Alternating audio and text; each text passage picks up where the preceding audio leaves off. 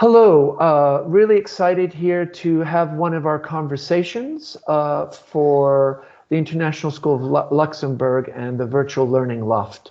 We're going to talk about well-being in the time of COVID, and I'm really honored and excited to have Carlos Davidovich, who is a longtime friend and also somebody that works with international schools. And in our context here at ISL, Carlos has worked with our leadership team in different contexts.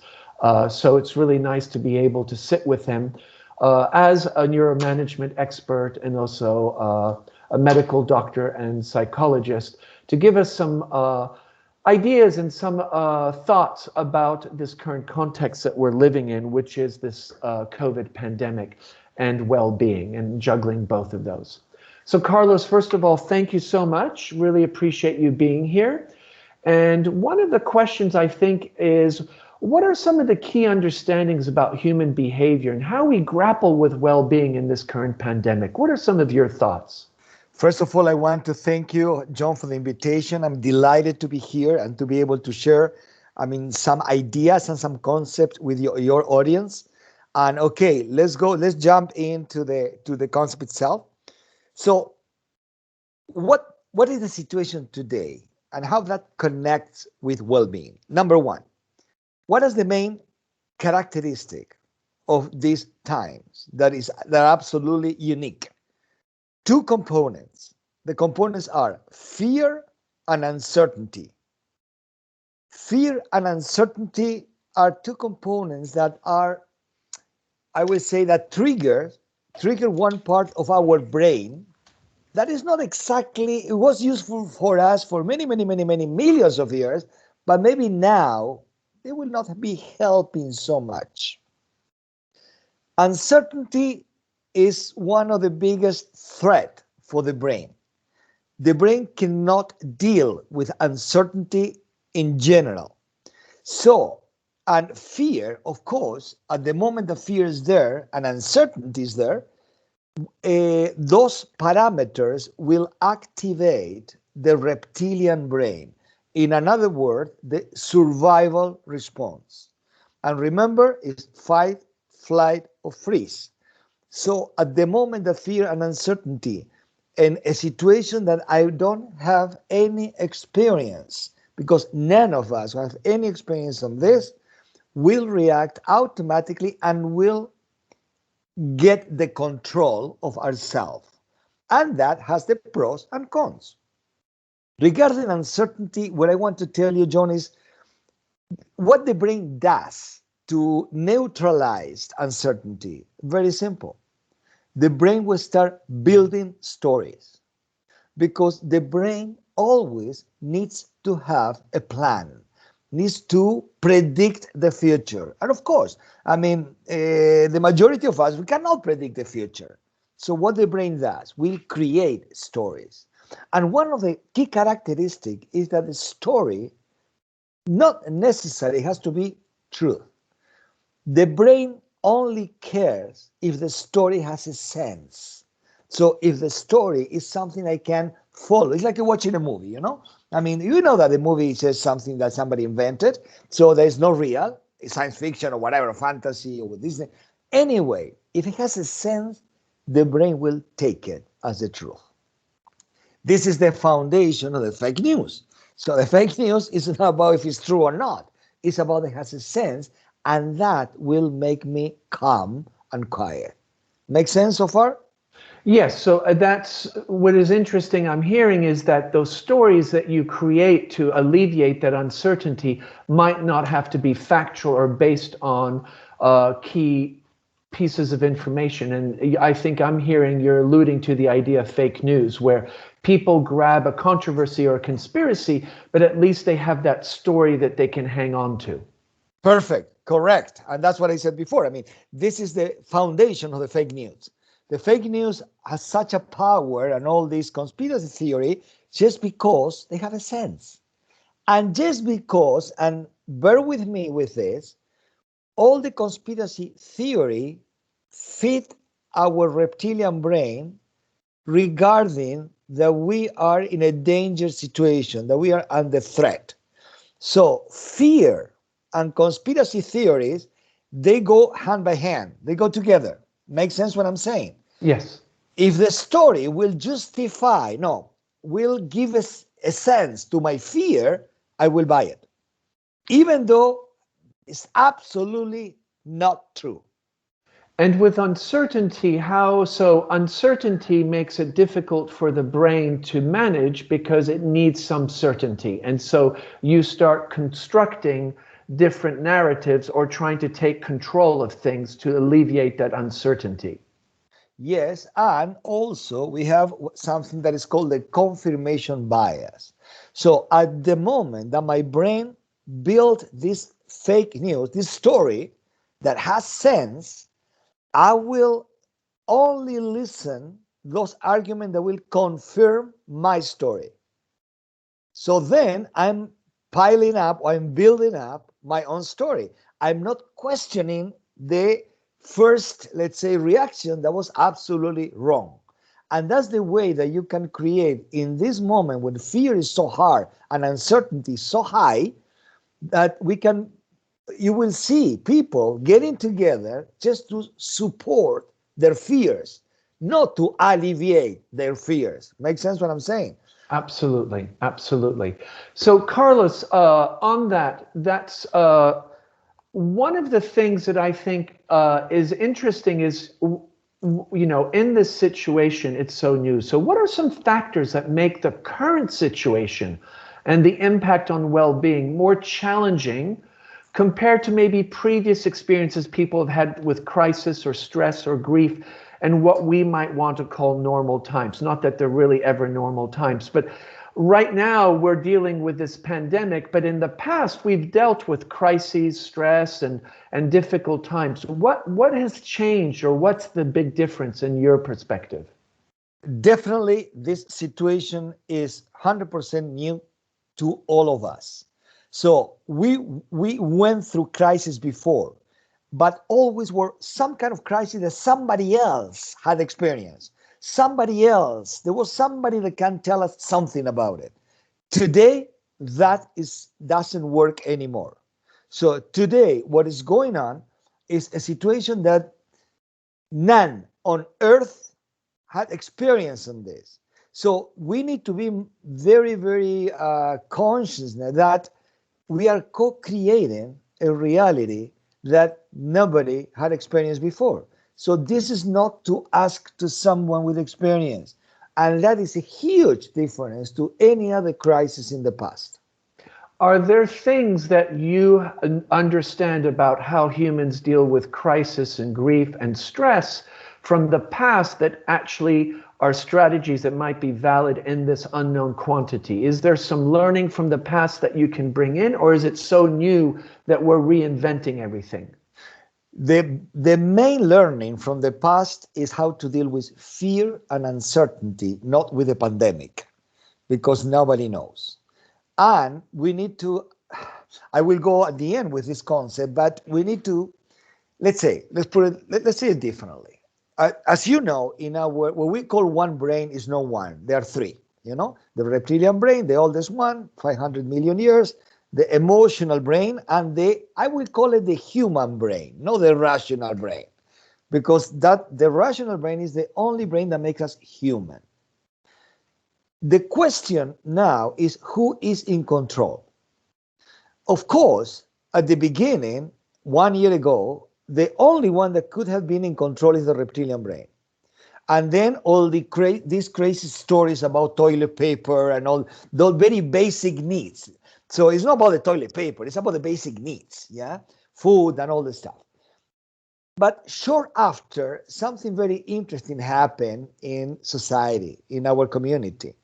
People understood that if we stay too long in that survival mode, we will be absolutely depleted of energy.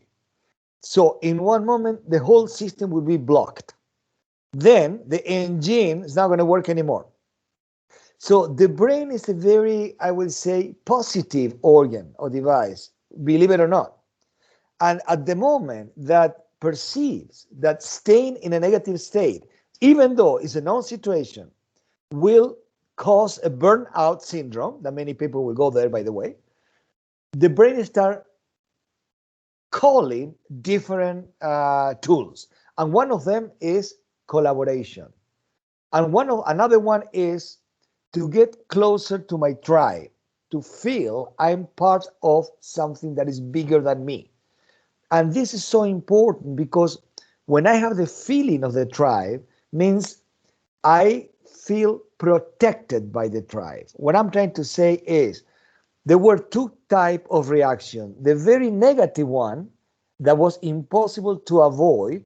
The problem is that many people stay in that state. And the second one, when the situation is taking so long to be solved, and still we don't know when it's going to be solved, definitely the brain will look for healthy ways to survive, not to the basic way of survival. Make sense? Mm-hmm. So, and in that sense, we'll start looking for, okay, what can I do to connect with my well-being?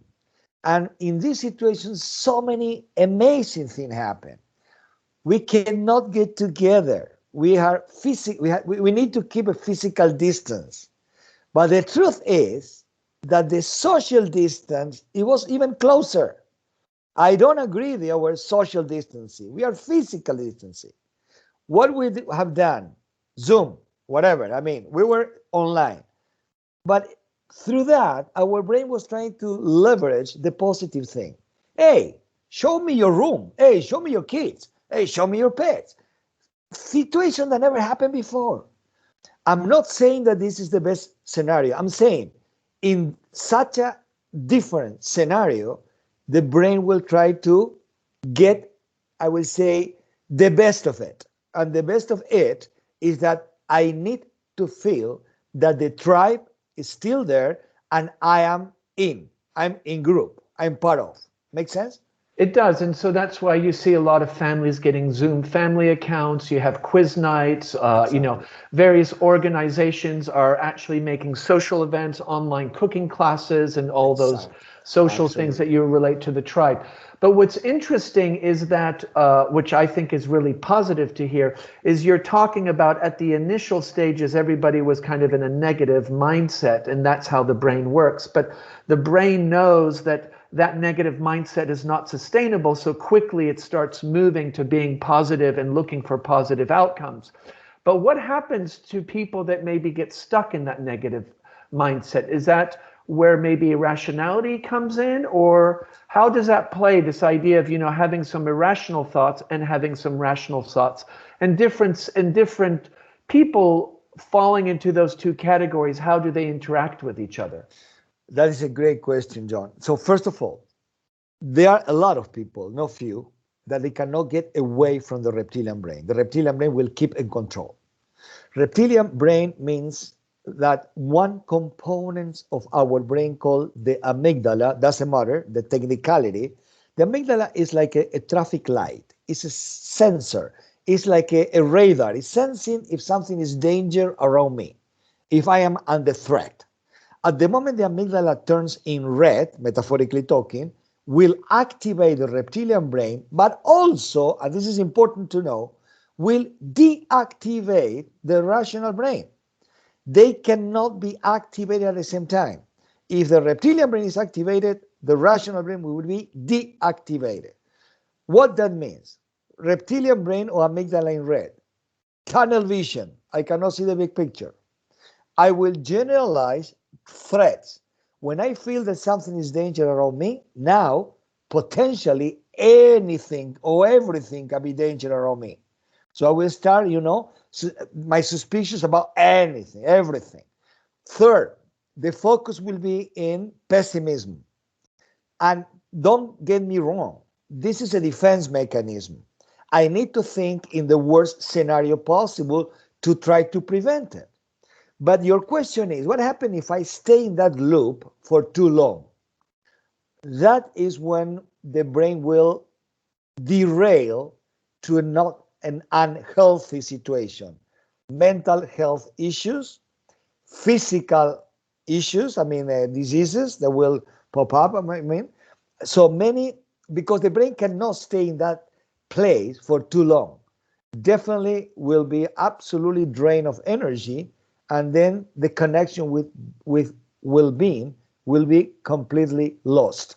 In that moment, I don't want to be negative 100%, is when we need help, and we need to ask for help.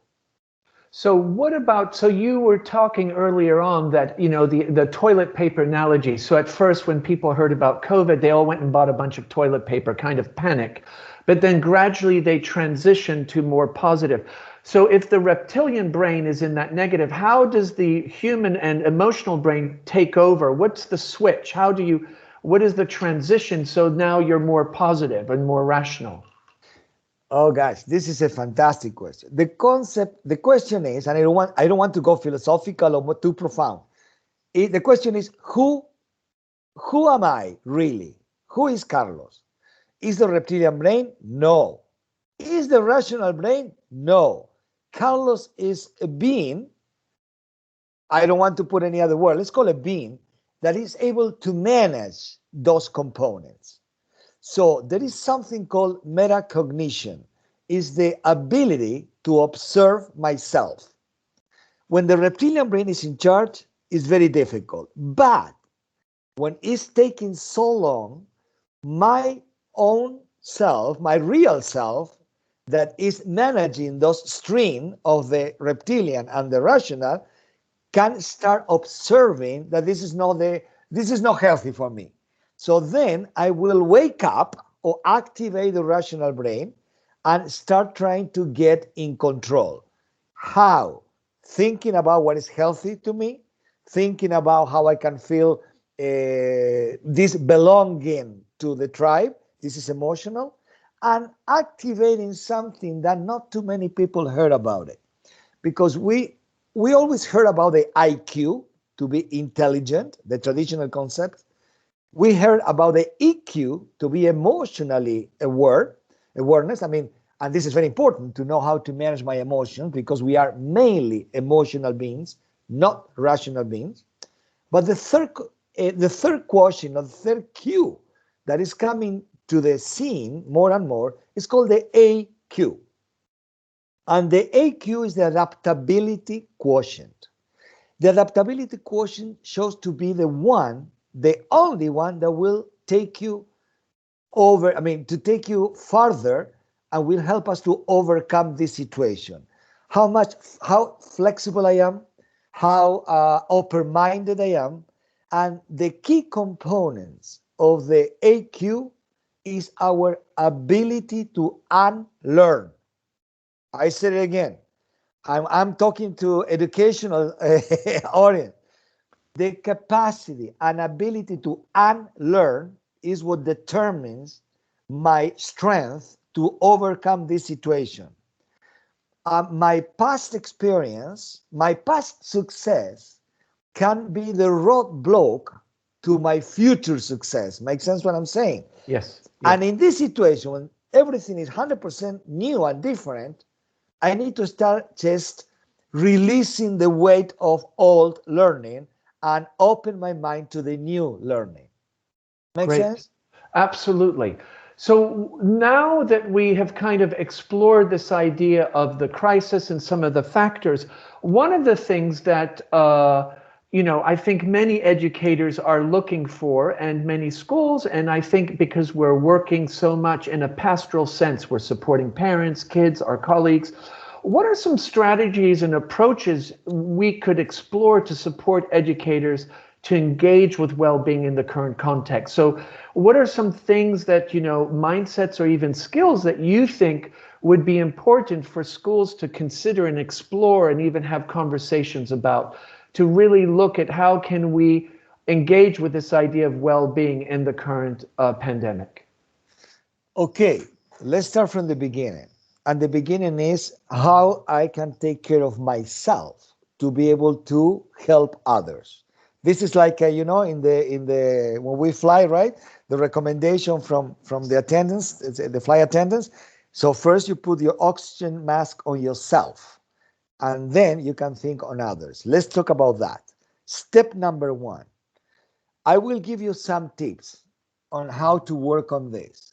And the number one is we need to deal with something, I will call it anxiety as a very general concept. What I mean is anxiety has different different masks. So can be in ourself expressed in a different way. Anxiety has one characteristic that is essential to learn and to understand.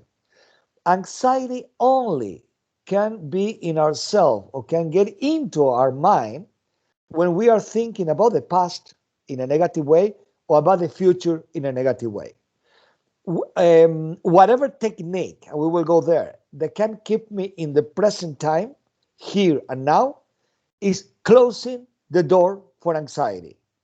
This is a fact. This is not just a saying, this is science. This is how the brain works. Every time, for instance, we are in such an uncertain situation that when I project about the future, I cannot see the light, at the end of the tunnel. So then, of course, my anxiety will soar to the sky, skyrocket. In that moment, I need to stop, because the truth is that we don't know about the light, at the end of the tunnel. And it seems like something is happening in a positive way, by the way, but this is a different conversation. What I'm saying is, keep yourself in the present time, dealing with today. That will close the door for anxiety and will give back the control to our rational or human brain. How to do it? There is something that is becoming more and more, popular in education and in organizations, called mindfulness. All of us, we heard about that, even though today almost every school has this kind of mindfulness training. What is the secret of the power of mindfulness? There are like 5 techniques, 5 exercises that try to help you just to stay in the present time. That's the whole story. It's not about to become a meditator, a professional meditator. It's not about that. It's about how can I learn to be in the present time. Even I like to say, when we read a book or we're watching a movie, that we really are there, or a video, whatever, that we are in the present time. So it's not so complicated. We understand in that moment we are not suffering about the past that something didn't work, or about the future that what is coming, that could be negative, right? In a negative way. So being in the present time is the rule number 1. And this is how, there are many techniques. One, I can share one of you. Do you want me to share one technique if you want? Sure, very quickly, please. The rule of 5. Step number 1, at the moment you feel anxious, that you feel you cannot get away from that, stop whatever you're doing and start saying out loud, if you're alone, if not you do it by yourself, just referring 5 things that you can see around you. The rule of 5 is based on these 5 senses. First, sight. Just for instance, there is a glass here, there is a printer, so as you can see, it's a proactive exercise to bring my mind to the present time, to the place I am now. Second, 4 things I touch or are touching me. Third, 3 things, 3 sounds that I can hear around me. Always there are some kind of sounds. Then we go to 2 regarding the smell, and the last one is regarding what is missing, the taste. Go through all these sense again and again, and in one moment, it's no magic, anxiety will just fly away. I leave it there. Thank you very much. So one of the things you focused on was about if you need to take care of somebody else, you need to first take care of yourself. But also, I know that often people like to take care of other people because there's a sense, it actually makes them feel good. The endorphins and dopamine, all those, kind of internal chemicals come into play. So as an institution, and if we are leaders in this situation, what are some things that as a school leader, or even as a classroom teacher or a grade team level leader, you're working with kids and colleagues, what are some things that we can do to support our colleagues to have a mindset and skills to have greater well-being in the current context? More as an institution. I understand you talked about the individual, but are there institutional things, or even in a classroom or with a group of educators as colleagues, what are some things that maybe one could explore to leverage a greater well-being? The first step is get away to try to solve everybody else's life. It doesn't work. So I will apply what is called the radicality that will take you to the right place. Step number one, we need to have radical acceptance. So we need to accept this situation because it's a fact. Second, radical accountability. We need to take accountability. This can be solved, is going to be solved by all of us together. We are co-creating the present time. What the school, the third one is radical communication. Give room, space to people to vent or to say or to talk about their fears. Don't try to solve their lives. Just listen, ask questions, be there. It's called technically the micro affirmations. So small sentences that are bringing others the possibility to be listened, to have a space to talk, and to feel calm, not under threat. The final is the radical connection. We are all connected. This is not a touchy-feely sentence or cliche. This is a fact. And the school needs to provide with something that is technically called a psychologically safe environment. And that has certain steps or rules to be established. I will comment only one. That is called the platinum rule, that I'm sure in your environment you heard about it. The traditional golden rule is treat others in the way you want to be treated. Wrong. The platinum rule is the one that has value. Treat others in the way they want to be treated. So ask questions, ask for needs, give space for people to feel safe, and don't get away from the place of a savior. We are not here to save anyone. We are here to work together to find the solution. Every single savior will trigger victims, and that is a totally vicious negative circle.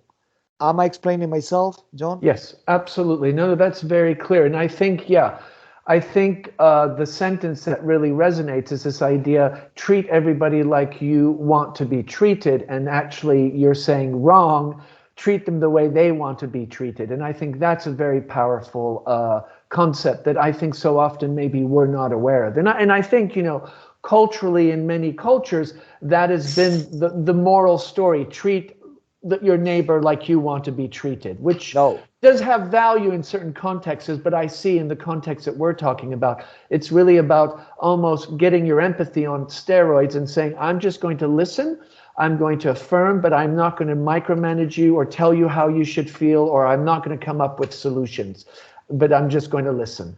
Absolutely. And that is translated in one word: respect. So ask questions, offering help regarding space to talk, and respect about the way you feel. Look for help. So accept your fallibility and accept and recognize our dependability. We depend on each other. And this is a positive concept. And I will tell you a secret. Be selfish, help others, because it's the best treatment for ourselves. You already said it, because we release positive hormones and neurotransmitters. So helping others is the best way to help ourselves. Fantastic. Well, thank you very much, Carlos, for this wonderful conversation. And I know we're really excited that educators and the Virtual Learning Loft audiences will be able to tap into this. And then we, of course, will have a live session here in a few weeks and with breakout rooms. So we look forward to continuing this conversation then. Carlos, thank you very much and really appreciate your input and your wisdom. Have a good day. Say thank to you. Thanks a lot, John. Bye-bye.